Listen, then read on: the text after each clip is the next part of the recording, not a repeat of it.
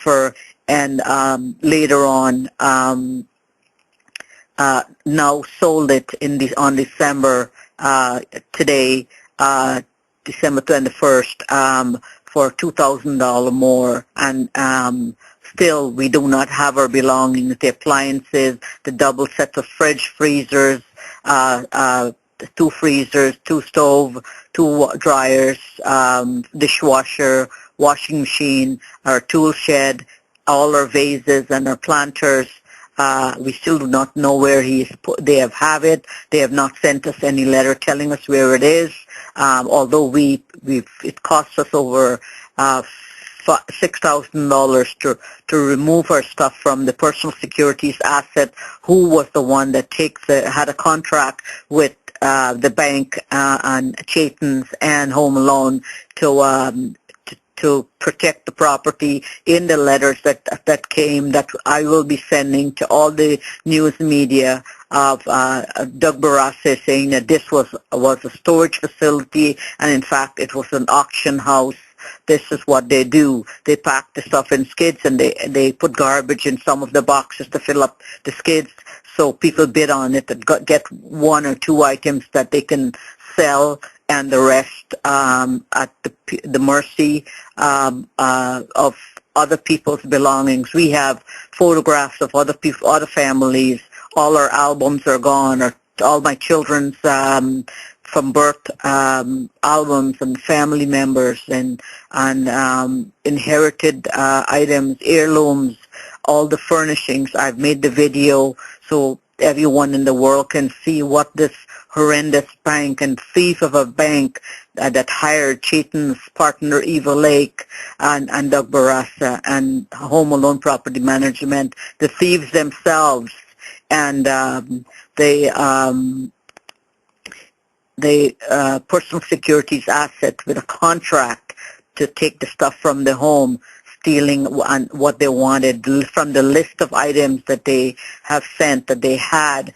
Half of it did not come back, and what they have packed is underwears and lingerie. Somebody had a fetish. We look like we have another Penn State criminal in the midst there. I wonder if that's Doug Barraza and his group, or he ordered that because somebody had a fetish to put those items, private items, at the top of the boxes, and one of them was a death threat with a knife through one of my photographs. That doesn't bother me. If you are interested in doing that, come right on.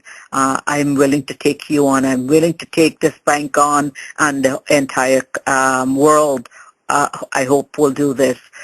We need every law professor, every Harvard professor, Yale, Osgood, UFT, and everyone in the world with the means to assist this family to bring this bank down. Throughout Greece, throughout Europe, no one has taken the banks seriously. Nobody had. In the U.S., there's so much foreclosed homes, and people just abandoned and were allowed to walk away and allow the bank to get away with this. But let's not do that. Let's make an example of Canadian Imperial Bank of Commerce. From the beginning of this case, our federal government, our Prime Minister, Honorable Prime Minister Stephen Harper, and our Finance Minister, Mr. Flaherty, and every one of the politicians have been put on notice with the emails and in writing, which I will turn over to CNN, CTV, any Canadian news group, any worldwide news group, Oprah Winfrey, I would like to hear from you.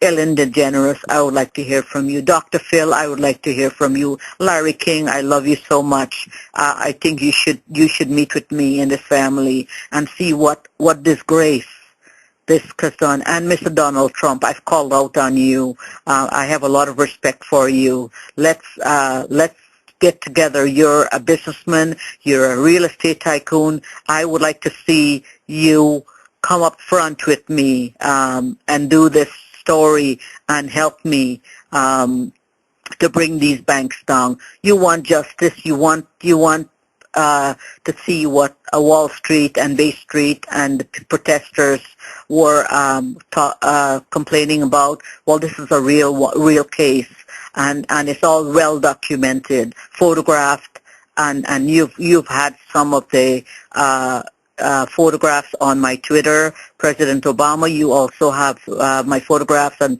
Twitter. Piers Morgan, Anderson Cooper, Ashton Kutcher, and much more.